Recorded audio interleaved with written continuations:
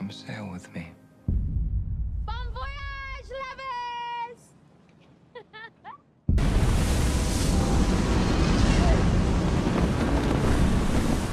I love you. Get below! Oh my God!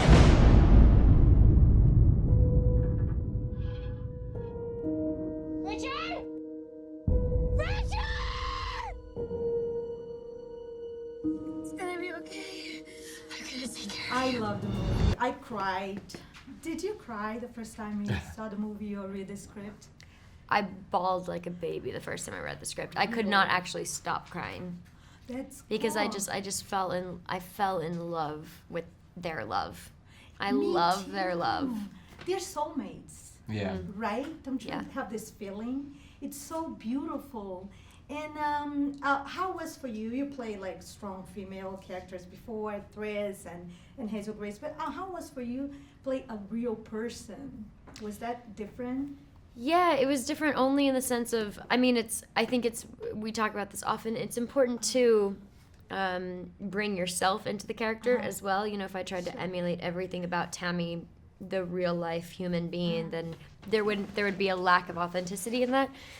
But I do think that, you know, because this woman trusted us with her story, it raised the pressure, self-inflicted pressure, to want to make this movie for her, first and foremost. Above, you know, what anyone could say about the movie, I just wanted, I suppose, Tami to feel honored through the process, and that was, we all worked really hard for that. And it's beautiful. She was on set. You had a chance to talk to her. And how was for you to meet her and know Richard through her eyes? Yeah, well, More than on the page. it was difficult, and I think I speak on behalf of a lot of people, like crew, and it was actually quite difficult having her on set at times, because I think you immediately just want to talk about the elephant in the room, you know? It's that thing of everyone was trying to be excited. I mean, we were so excited to have her and to be able to be telling this story and to have this opportunity. But for me, like, one of the main reasons I didn't speak to her before we started filming was because I didn't want to ask difficult questions and That makes sense. and sort of bring up this you know, things that may or may not be happily left behind. And it wasn't until she got out that we kind of crossed paths and we had the opportunity to meet in person. And whilst we were having like a lunch, I think I was telling a story, telling a joke, and she sort of fell silent, and someone asked if she was okay, and she said, "Yeah, I just can't get over how similar you are to Richard." And I think that was a moment of like, wow, you know. But without, as Shailene was saying, like, during my performance of Richard, like, there was so many qualities of myself that I brought into it. So like, it wasn't me playing a character or pretending or doing an imitation of someone. You know, it was me being myself almost in a situation that I'm not familiar with. And the fact that she kind of saw that as me being very close to it, that was sort of a nice feeling. Thousands of miles from land. We're not in any flight paths. That's like a 1,500 square mile search area. A needle in a blue haystack. Is anybody there? Mayday! Can't do this. You can do anything you put your mind to. I understand this is the first female lead-driven movie that you directed. How was the experience? How was working with Shay? It was fantastic, you know. It was actually a great experience, because what I decided to do, I decided to open up and allow Shailene to come in and be more creative. So we worked together for 4 weeks together on the script, and she was sailing in the day, and then we sat down and we would talk about the scenes and rewrite them and come up with suggestions and stuff like that. And because I'm, you know, obviously a man, 50-something, and I needed a perspective of a woman in the room. And because of that, it created such a great relationship from the start, that once we were shooting it, there was a full trust. We both knew what we wanted out of the scenes, and she could throw herself in my arms and I would grab her, you know.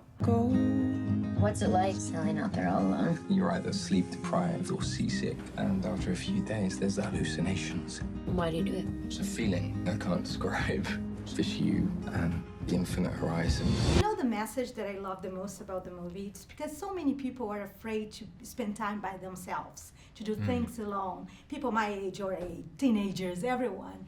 And this movie shows that it's important to do things by your own. You can do it, even though you were afraid. How was the message for you guys? What do you expect people get out of this story? I really, really hope, because we like what this film is at the heart of it. You know, the survival happens with absolutely the use of no technology.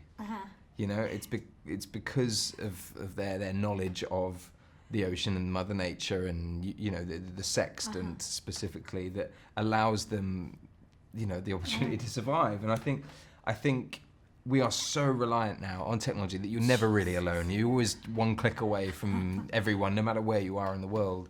And there were moments whilst we were filming this, for example, that there was absolutely no reception. We were out in the middle of the ocean. There was no Wi-Fi. There was no, you know, and it was actually something so refreshing about actually communicating with people face to face and actually just being at one with nature. And I hope people watch this film and realise that the connection between these two characters, these two humans, is not anything to do with you know, technology. It's all to do with this innate kind of animalistic, you know, human attraction and human connection. And I think, and their love for nature. And I think hopefully people will take that from it. Hopefully people will get an adventurous, you know, spark and want to go and It's all about love. go sailing. Yeah. Yes. Thank you, guys. Thank you. I sailed halfway around the world to find you. I'm not letting you go.